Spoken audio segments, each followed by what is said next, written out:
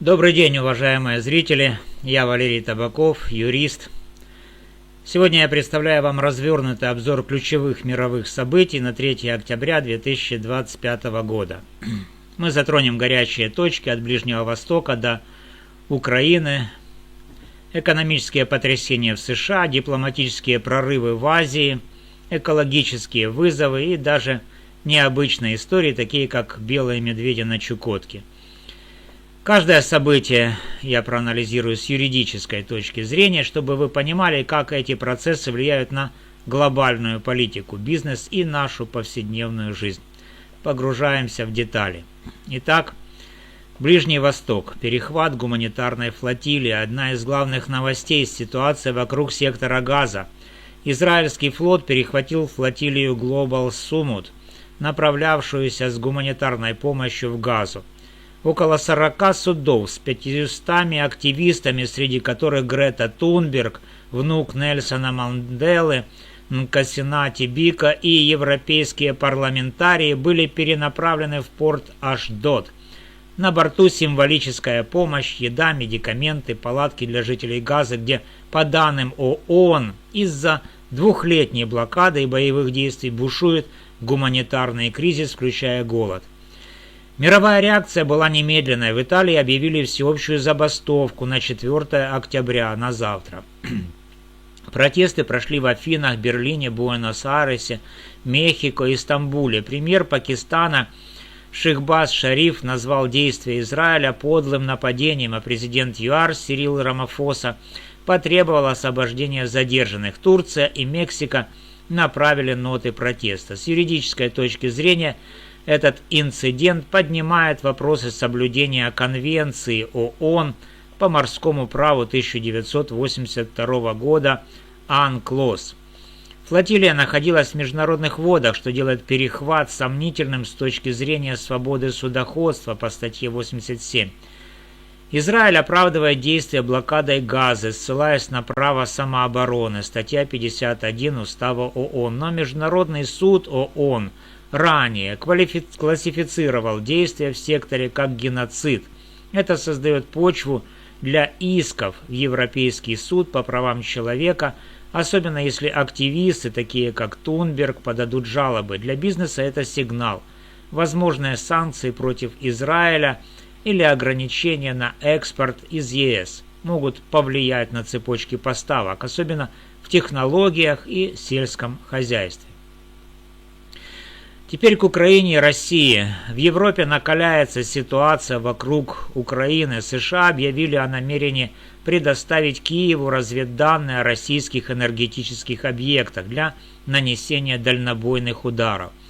Это шаг к возможным поставкам ракет «Атакамс», хотя окончательное решение пока не принято. Тем временем Евросоюз анонсировал создание дроновой стены, системы защиты воздушного пространства на границе с Россией и Украиной. Проект, инициированный после инцидентов с российскими беспилотниками в Польше и Румынии, оценивается в миллиарды евро и опирается на статью 51 Устава ООН о коллективной обороне. Венгрия продолжает блокировать новые санкции ЕС против России. Премьер Виктор Орбан заявил, что ограничения разрушают венгерскую экономику, зависящую от российского газа и нефти, через трубопровод «Дружба». В 2025 году Будапешт уже добился исключения из санкционных списков 4 россиян, включая министра спорта Михаила Дегтярева и бизнесмена Вячеслава Кантора, а также получил 550 миллионов евро из замороженных фондов ЕС. 19 миллиардов остаются заблокированными за нарушение верховенства права. Взамен Венгрия согласилась на 140 миллиардов евро кредита Украине, погашаемого за счет российских активов, но с реформой механизма санкций, переход от единогласия к квалифицированному большинству. Орбан также ввел зеркальные санкции против 12 украинских СМИ, ответив на запрет въезда венгерских чиновников в Киев. С юридической точки зрения, позиция Венгрии подрывает единство ЕС, но опирается на статью 4.2 договора о ЕС, защищающую национальные интересы. Для бизнеса это означает нестабильность. Бренд подскочил на 5% из-за рисков срыва поставок, а венгерские компании МОЛ и ОТП под ударом из-за возможных вторичных санкций США. Следующий дедлайн – ноябрь 2025 года, когда ЕС будет продлевать экономические санкции. По Северному потоку расследование взрывов газопроводов Северный поток-1 и Северный поток-2 в сентябре 2022 года продвинулось вперед. Немецкие прокуроры арестовали двух украинцев: Сергея К., 49 лет, в Италии, и Владимира З. в Польше.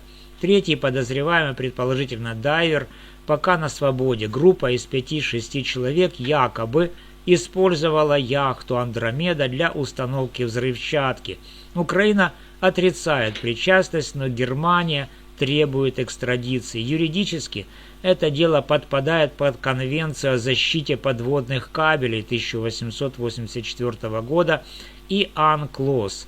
Взрывы вызвали экологический ущерб и усилили энергокризис в Европе, что может привести к искам против организаторов. Для бизнеса это напоминание: инвестиции в энергетику Балтики остаются рискованными. Теперь к США. Шатдаун в Соединенных Штатах начался первый с 2019 года правительственный шатдаун. Конгресс не смог согласовать бюджет, заморозив финансирование на 18 миллиардов долларов для транспорта Нью-Йорка и 8 миллиардов долларов для зеленых проектов в демократических штатах. Национальные парки сокращают работу. 800 тысяч федеральных служащих отправлены в неоплачиваемый отпуск. Президент Трамп заявил о возможных увольнениях в демократических агентствах, таких как ЕПА. Юридический шатдаун регулируется законом 31 USC, параграф 1341, запрещающим расходы без утвержденного бюджета. Для бизнеса это удар. Dow Jones упал на 2%, а компании, зависящие от госконтрактов, Boeing, Lockheed Martin, теряют миллиарды. Трамп также назвал мексиканские наркокартели незаконными комбатантами, оправдывая удары по их судам. 11 погибших в последнем инциденте. Это расширяет АУМ 2001 года, но создает риски для судоходства в Карибском бассейне. В Калифорнии пожар на нефтеперерабатывающем заводе «Шеврон» в Эль-Сегундо осветил ночное небо Лос-Анджелеса. Эвакуация проведена.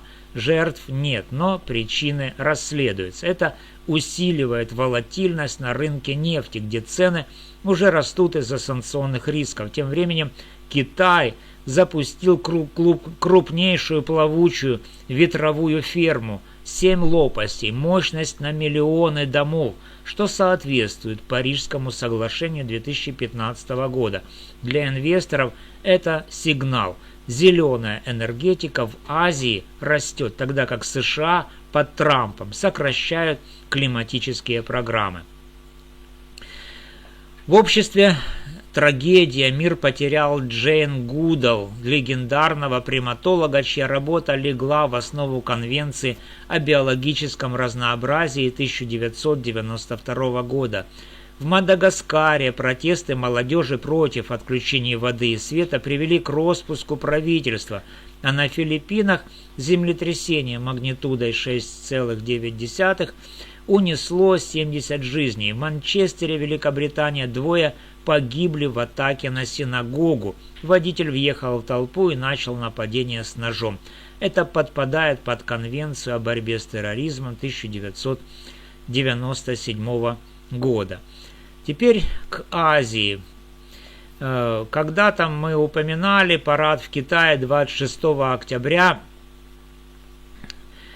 посвященном 80-летию победы над Японией. Это было крупнейшее военное шоу за 6 лет. 12 тысяч солдат, гиперзвуковые ракеты DF-17 и DF-26D, Guam Killer, крылатые ракеты YG-21 и лазерное оружие. Присутствовали 26 лидеров, включая Путина и Ким Чен Ына с дочерью. Запад бойкотировал парад, кроме двух стран. Си Цзиньпин подчеркнул непобедимость Китая. Стоимость парада около 5 миллиардов долларов. Юридически это демонстрация силы в рамках Женевских конвенций, но сигнал для Тайваня и США. В Азии намечаются важные события. Министр иностранных дел Талибана Амир Хан Муттаки впервые посетит Индию 9 октября для переговоров об экономической помощи. ООН временно сняла запрет на его поездки. Индия и Китай возобновляют прямые рейсы с 26 октября, что укрепляет связи в рамках БРИКС. Путин на Валдайском форуме поручил сократить импорт нефти в Индию, сбалансировав торговлю. Трамп посетит саммиты АСЕАН в Малайзии 26-28 октября, где возможна встреча с премьером Индии Моди. Необычная история с Чукотки. Белые медведи заняли заброшенную советскую метеостанцию на острове Колючин. Дроновые съемки 27 сентября показывают, как они бродят по зданиям, выглядывают из окон.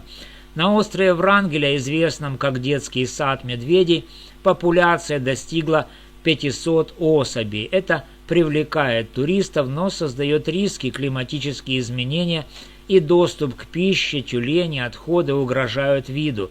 Юридически это регулируется конвенцией СИТЕС 1973 года. Для экологов это сигнал. Нужны новые меры защиты Арктики. Теперь к экономике. Элон Маск приближается к статусу триллионера с состоянием 201 миллиард долларов. Топ-10 миллиардеров прибавили 201 миллиард долларов за сентябрь, а Алиса Уолтон Walmart стала самой богатой женщиной со 111,9 миллиардов долларов. Налоговое право США под ударом. IRS усиливает аудит, но Трамп обещает льготы для корпораций. Наука. Исследование EAT Lancet предлагает планетарную диету, которая сократит 11 миллионов смертей в год, сэкономит триллионы и замедлит изменение климата.